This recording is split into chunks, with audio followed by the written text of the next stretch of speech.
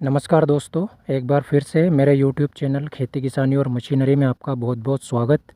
आज हम बात करेंगे प्याज की फसल के बारे में कि किस प्रकार से हम प्याज की फसल को लाभ का धंधा बना सकते हैं।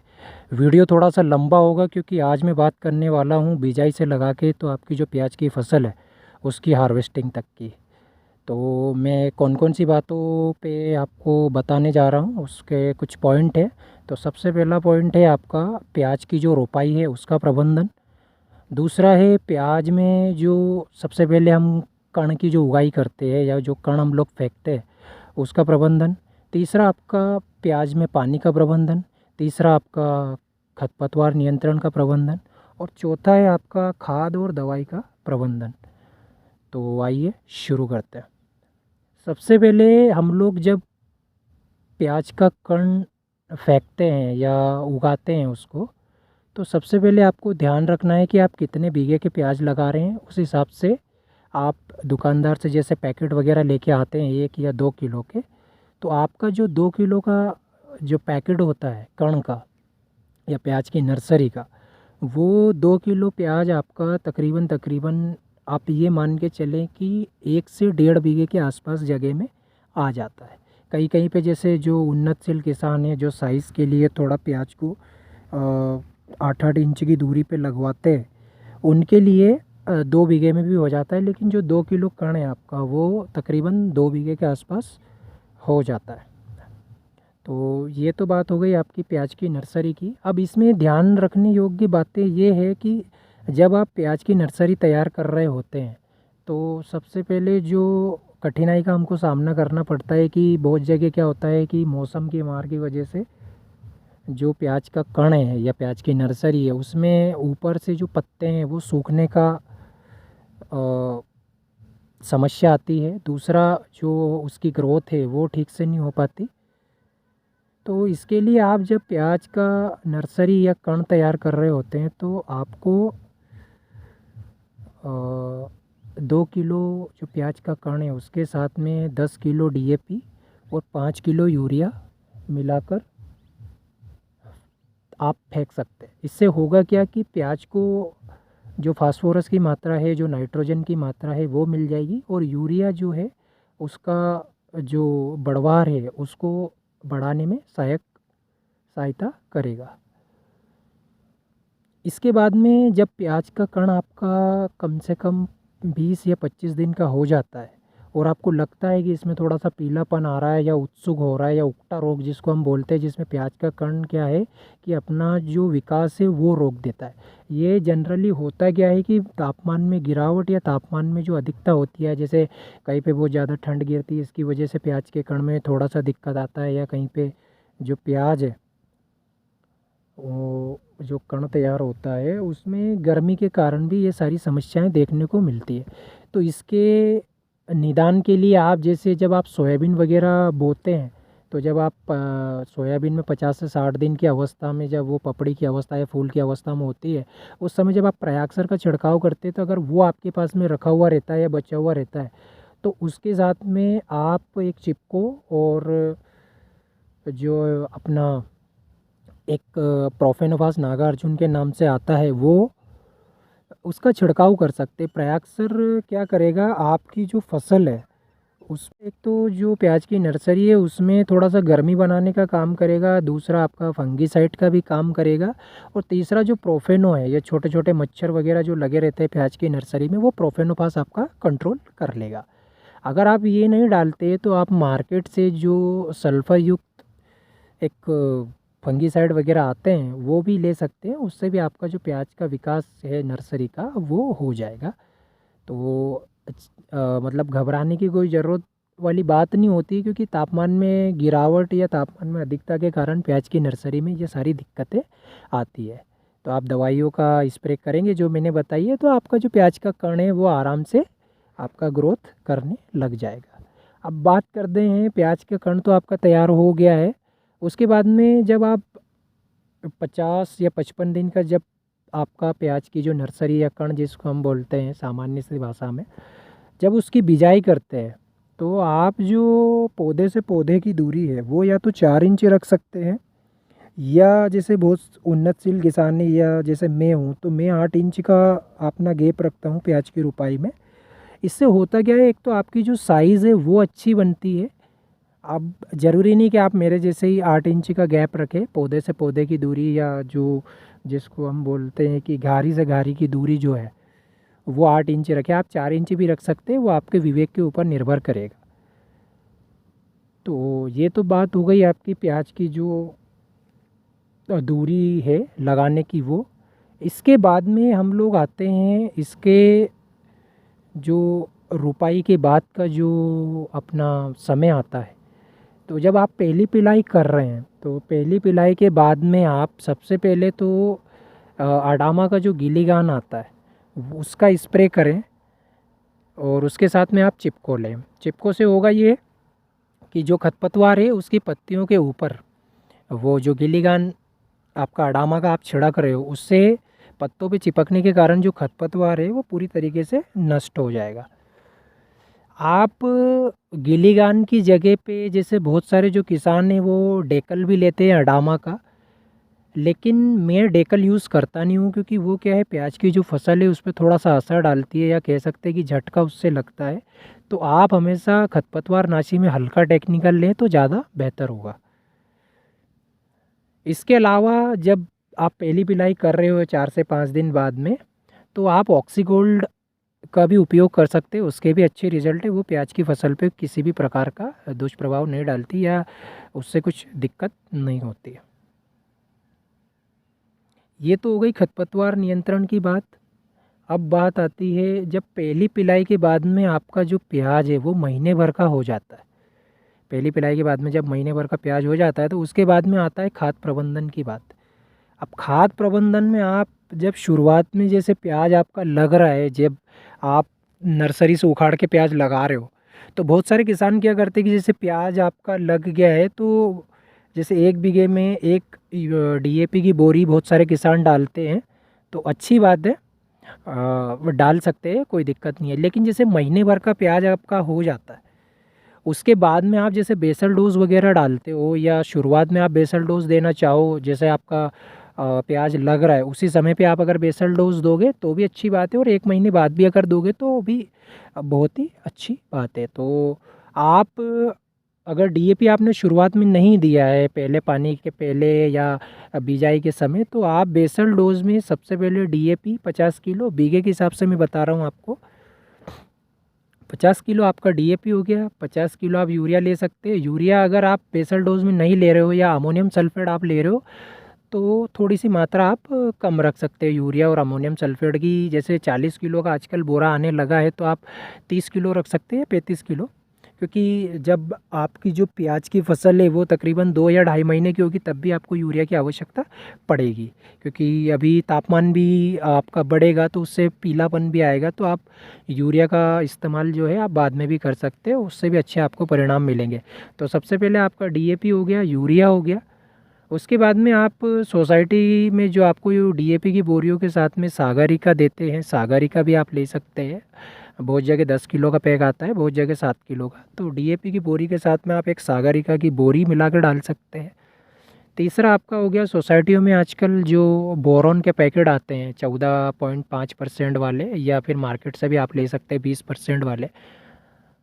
दोनों ही अपनी जगह ठीक है, अच्छा काम करते हैं। अगर परसेंटेज आप ज़्यादा ले रहे हैं तो उससे फ़ायदा ये होगा कि आपका जो प्याज की फसल है उसमें चमक पौधे में अच्छी रहेगी, और जो प्याज का आपका कलर है वो भी बेहतर रहेगा। तो वो ले सकते हैं 14%, 14.5% या फिर 20% वाला। इसके अलावा आपको लेना है कार्बोफोरान ज़मीनी कीड़ों के लिए। क्योंकि मैंने पिछली बार भी मेरे वीडियो में बताया था लहसुन वाले में कि कार्बोफोरान क्या है, ज़मीनी कीड़ों पे अच्छा नियंत्रण करता है। जैसे दीमक हो गया, सुंडी हो गई, या जो मक्खियाँ होती है जो जड़ों में लगती है, उस पर अच्छा असर करती है। उससे प्याज में क्या है, हरापन बना रहता है। अगर आपकी प्याज की फसल स्वस्थ रहेगी कीड़ों से, तो जिस हिसाब मेरा प्लॉट देख रहे हैं बिल्कुल हरा भरा है। मैंने बेसल डोज जो मैं आपको बता रहा हूँ वही मैंने डाला है, तो आप ये देख सकते हैं। कार्बोफोरान आपका हो गया। इसके अलावा आप जो अन्य जो कीड़े हैं उनके लिए आप फिप्रोनिल एमिडा ले सकते हैं। इमिडा और फिप्रोनिल अलग अलग भी आते हैं पाउडर फॉर्म में, और कॉम्बिनेशन भी इनका आता है, तो दोनों आप ले सकते हैं, कोई दिक्कत वाली बात नहीं है। इसके अलावा आपको माइक्रोराइज़ा लेना है। माइक्रोराइज़ा आपकी जड़ों को फैलाने का काम करेगा। बाय चांस अगर पानी की कमी हो जाती है, तो वीडियो में भी लेसन में बताया था कि माइक्रोराइज़ा क्या है कि आपकी जड़ों का विकास करेगा। उससे फ़ायदा ये होगा आपको कि बाय चांस अगर पानी की कमी आती है तो जो नमी रहती है ज़मीन में उनको जड़ें खींचने का काम करती है, तो आप माइक्रोराइज़ा ले सकते हैं। इसके अलावा आपको जिंक लेना है। जिंक आप जिंक सल्फेट वाला कॉम्बिनेशन भी ले सकते हैं, या जिंक और सल्फ़र आप अलग अलग भी ले सकते हैं। इससे होगा ये कि प्याज की फसल में जैसे अभी ठंड का मौसम है, तो आपको प्याज में गर्मी बना के रखने का काम सल्फ़र आपका करेगा। इसके अलावा आप थाइपेनाइट मेथाइल ले सकते हैं, वो भी अच्छी चीज़ है, ज़मीनी कीड़ों में और मच्छर वगैरह में आपका अच्छा असर दिखाती है। इसके अलावा अगर आप बेसल डोज में कैल्शियम नाइट्रेट अगर प्रयोग करना चाहते हैं तो कम मात्रा में कर सकते हैं, तो 3 से 4 किलो बीघे के हिसाब से आपको अच्छा रिज़ल्ट देखने को मिलेगा। इसके अलावा आप मैग्नीशियम सल्फेट आपका ग्रीननेस बना के रखेगा, वो आप ले सकते हैं। इसके अलावा आपको जो सॉयल कोऑर्डिनेटर आता है, जिसको हम मिट्टी उत्तक भी बोलते हैं या मिट्टी का सहायक भी बोल सकते हैं, क्योंकि जो हम लोग खाद डाल रहे हैं या बेसल डोज डाल रहे हैं उनको सही तरीके से फैलाने का काम जो करता है वो सॉइल कोऑर्डिनेटर करता है, तो आप ये भी ले सकते हैं। इसके अलावा आप जो हैं सल्फ़र, मैंने जैसा आपको बताया सल्फ़र आप ले सकते हैं, वो भी अच्छी चीज़ है। सिंगल सुपर फास्फेट की बोरी लेनी है 50 किलो की, या तो आप उसको जब शुरुआत में आप खेत की जुताई कर रहे होते हैं या प्याज का जो खेत है वो तैयार कर रहे होते हैं, उस समय जब आप डालना चाहें तो भी बढ़िया रिज़ल्ट रहता है, या फिर आप बेसल डोज में डालना चाहें एसएसपी, जिसको हम सिंगल सुपर फास्फेट के नाम से भी जानते हैं, तो वो भी आप ले सकते हैं। बेसल डोज में ले सकते हैं, शुरुआत में जब आप खेत तैयार कर रहे होते हैं तब भी आप डाल सकते हैं। दोनों जगह पे आपका काम बराबर ही होगा, उसमें कोई नुकसान वाली बात नहीं है। तो मैंने जिस प्रकार से आपको बताया कि डीएपी आपका हो गया, यूरिया आपका हो गया, उसके बाद में फास्फोरस यानी कि सिंगल एसएसपी खाद आपका हो गया, माइक्रोराइज़ा हो गया, बोरोन हो गया, मैग्नीशियम सल्फेट हो गया, कैल्शियम नाइट्रेट हो गया, बोरोन हो गया, उसके बाद में इमिडा फिप्रोनिल वगैरह हो गया, सल्फ़र हो गया, और आपका सागरिका हो गया। तो ये कुछ खाद हैं, ये आपको बेसल डोज में डालना है, या आप बिजाई के समय भी डाल सकते हैं, तो आपको अच्छे परिणाम देखने को मिलेंगे। अब बात आती है दूसरी पिलाई की। जब दूसरी पिलाई हम लोग कर रहे होते हैं तब हमको सबसे बड़ी जो समस्या का सामना करना पड़ता है ठंड में, कि जो मच्छर हैं, जो सफ़ेद मक्खी है, काली मक्खी है, जिसको हम थ्रिप्स वगैरह के नाम से भी जानते हैं, तो जब इनका प्रकोप आपकी प्याज की फसल में रहता है तो आपको सबसे पहले हल्का टेक्निकल लेना है। शुरुआती जो डोज़ आप डाल रहे हो, पहला वाला जो स्प्रे आप कर रहे हो, उसमें आपको हल्का टेक्निकल लेना है। मैं हल्का टेक्निकल का हर बार वीडियो में इसलिए ज़िक्र करता हूँ क्योंकि अगर एक बार आपकी प्याज की जो फसल है हेवी डोज के कारण अगर बिगड़ गई तो वो किसी भी प्रकार से रिकवर नहीं होगी। आप चाहे दुनिया भर से कहीं से भी खाद ला कर डालेंगे वो रिकवर नहीं होगी। और अगर हल्का टेक्निकल आप लोग डालेंगे तो भले वो काम करे या कम काम करे, उससे होगा ये कि हमको डबल डालने का मौका मिल जाएगा। लेकिन अगर प्याज की फसल हमारी बिगड़ गई तो फिर वो रिकवर नहीं होगी। तो आप हल्का टेक्निकल लें, उससे आपको फ़ायदा होगा। आप हल्का टेक्निकल में सबसे पहला जो स्प्रे है वो प्रोफेनोफास 40% और साइपरमेथ्रिन 5% का उपयोग कर सकते हैं। दूसरा आपको चिपको लेना है, सिलिकॉन बेस्ड, क्योंकि ये पत्तियों पे चिपकाने का काम करता है। इससे जो मच्छर है वो बैठते हैं या अंडे वगैरह देते हैं तो वो भी मर जाते हैं। तो प्रोफेनोफास आपका हो गया, चिपको आपका हो गया। इसके अलावा आप शुरुआती डोज में अलीगा भी ले सकते हैं, लेमड़ा वगैरह, वो उसका भी परिणाम अच्छा है। इसके अलावा आप साइपरमेथ्रिन जो 5% वाला कॉम्बिनेशन आता है उसमें एक क्लोरोपाइरीफास करके भी आता है, वो भी आप अलग से ले सकते हैं, या क्लोरोपाइरीफास और साइपरमेथ्रिन प्रोफेनो के साथ में मिला के भी छिड़काव कर सकते हैं, उससे भी आपको अच्छे परिणाम देखने को मिलेंगे। अगर आप प्रोफेनो वगैरह नहीं डाल रहे हैं, सीधा अलीका डाल रहे हैं तो भी अच्छी बात है, लंबे समय तक आपका कीटों पे और थ्रिप्स वगैरह पे नियंत्रण रहेगा। ये पहली पिलाई के बाद के स्प्रे का मैं पहले स्प्रे का बात कर रहा हूँ, और इसके बाद में भी आपको स्प्रे करने रहेंगे। तो उसका भी हम लोग आगे वीडियो में बात करेंगे। अब पहली बिलाई के स्प्रे का तो आपका बात हो गया है। अब बात आती है दूसरे पानी के बाद में हमको क्या डालना है। तो दूसरे पानी में जब हमारी प्याज की जो फसल है वो तकरीबन 30 से 50 दिन की जब अवस्था आती है, उसमें आपको जब आपको लगे कि थ्रिप्स वगैरह का ज़्यादा अटैक है या प्याज की फसल में हल्का सा जो पत्ता है वो पीला पड़ रहा है, तो आप कोई सी भी कंपनी का सिस्टमेटिक फंगिसाइड या जो कॉन्टैक्ट फंगिसाइड आते हैं, जैसे कॉन्टैक्ट फंगिसाइड क्या होता है कि पत्तियों पे गिरने के बाद में तुरंत असर करता है, और सिस्टमेटिक जो फंगिसाइड होता है वो आपका जड़ से लगा के पौधे की ऊपरी हिस्से तक व्यवस्थित तरीके से आपको फंगस पे नियंत्रण करके देता है। तो आप जैसे सिस्टमेटिक फंगिसाइड के साथ में कॉन्टैक्ट फंगिसाइड लेते हैं तो दोनों ही अपनी जगह पे ठीक है, दोनों ही अपना असर आपको आगामी 10 से 12 दिनों में दिखाना चालू कर देते हैं। तो ये तो हो गई फंगिसाइड की बात। अब इसके साथ में आप जैसे मैंने पिछली बार आपको बताया था, या पहले स्प्रे में जो हम लोगों ने प्रोफेनोर, साइपरमेथ्रिन या क्लोरोपाइरीफास का उपयोग किया था, उसमें आप अलीगा ले सकते हैं, या दूसरे स्प्रे में भी आप अलीगा ले सकते हैं। अलीगा अगर आप नहीं लेना चाहते तो आप इमिडा और प्लस फिप्रोनिल का जो कॉम्बिनेशन आता है उसका स्प्रे करेंगे तो आपको थ्रिप्स पे अच्छा कंट्रोल मिलेगा। अब ये तो बात हो गई दूसरे स्प्रे की। इसके साथ में आप जैसे अगर 30 से 50 दिन की जब हमारी प्याज हो जाती है तो उस समय पे हमको सबसे पहले कॉन्टैक्ट फंगिसाइड, दूसरा आपका सिस्टमेटिक फंगिसाइड, तीसरा हमको 05234 का स्प्रे करना है। तो 05234 आपकी फसल में क्या करेगा, प्याज की फसल में एक तो आपका जो पौधा है उसकी जड़ों पे अच्छा असर दिखाएगा, आपका जो प्याज का जो पौधा है उसको व्यवस्थित तरीके से सुरक्षित रखेगा। तीसरा पोटाश की पूर्ति आपकी हो जाएगी, फास्फोरस की आपकी पूर्ति हो जाएगी, उससे आपका जो पौधा है वो सुरक्षित रहेगा और आपका जो कंद है वो भी अच्छा बनेगा। अब 05234 आपका हो गया, इमिडाफिप्रोनिल हो गया। इमिडाफिप्रोनिल आप नहीं ले रहे हो तो आप अलीगा ले सकते हो, अच्छे परिणाम है, सिस्टमेटिक तरीके से काम करती है।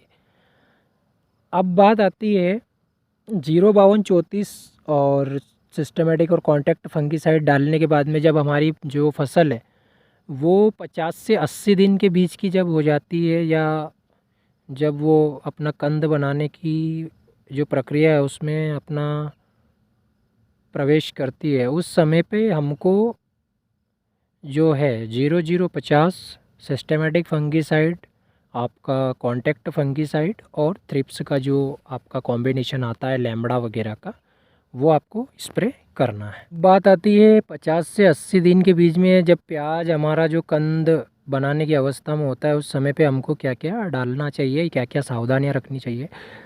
तो जैसे गर्मी का मौसम रहता है, मार्च अप्रैल के समय में हमारी जो प्याज की फसल है उसकी हार्वेस्टिंग होनी होती है, उससे पहले थोड़ा सा गर्मी का जो प्रकोप है वो ज़्यादा रहता है, तो थ्रिप्स हमको ज़्यादा देखने को मिलती है। तो आप थ्रिप्स की रोकथाम के लिए इमिडाफिप्रोनिल का प्रयोग करते रहें। आप अलीगा, लैम्बडा वगैरह भी ले सकते हैं, इसके साथ में कॉन्टैक्ट फंगिसाइड और आपका सिस्टमेटिक जो फंगिसाइड आता है उनका स्प्रे आपको करना ही करना है। 0050 आपकी जो फसल है उसमें कंद बनाने का काम करता है, और अगर आप स्प्रे के माध्यम से ये सारी चीज़ें दे रहे हैं और जैसे आप इनके बाद में जब पानी निकालते हैं तो आप कैल्शियम नाइट्रेट का प्रयोग भी कर सकते हैं। आप बेसल डोज में भी डाल सकते हैं या 50 से 80 दिन की अवस्था के बीच में भी डाल सकते हैं। कैल्शियम नाइट्रेट एक तो आपकी फसल में जो है ठंडाई बनाने का काम करेगा, प्लस आपकी नाइट्रोजन की पूर्ति भी करेगा, और आपका जो प्याज का भंडारण है उसमें भी व्यवस्थित तरीके से भूमिका निभाएगा। तो कैल्शियम नाइट्रेट का प्रयोग आप बेसल डोज में भी कर सकते हैं, 50 से 80 दिन की अवस्था में भी कर सकते हैं, आपको उसके परिणाम अच्छे देखने को मिलेंगे। अब बात आती है हार्वेस्टिंग के बाद में हमको क्या करना चाहिए। जैसे हमारा प्याज हम लोग निकाल रहे हैं तो बहुत जगह पे क्या है, उन्नतशील किसान बड़े बड़े ठीले लगाते हैं और मिट्टी में दबाते हैं। तो आप जब प्याज की फसल उखाड़ने के बाद में टीले लगाते हैं तो आप लाइन से भी लगा सकते हैं, या ट्रॉली जैसा जो ढेर है वो लगाकर भी आप उनके जो सूखे पत्ते उस पर डालकर मिट्टी अगर डालना चाहे तो उससे भी आपकी जो फसल है प्याज की, उसमें आपको प्याज का जो कलर है मिट्टी की वजह से वो अच्छा बन के आएगा। दूसरा, आपकी जो प्याज की फसल है वो सुरक्षित रहेगी।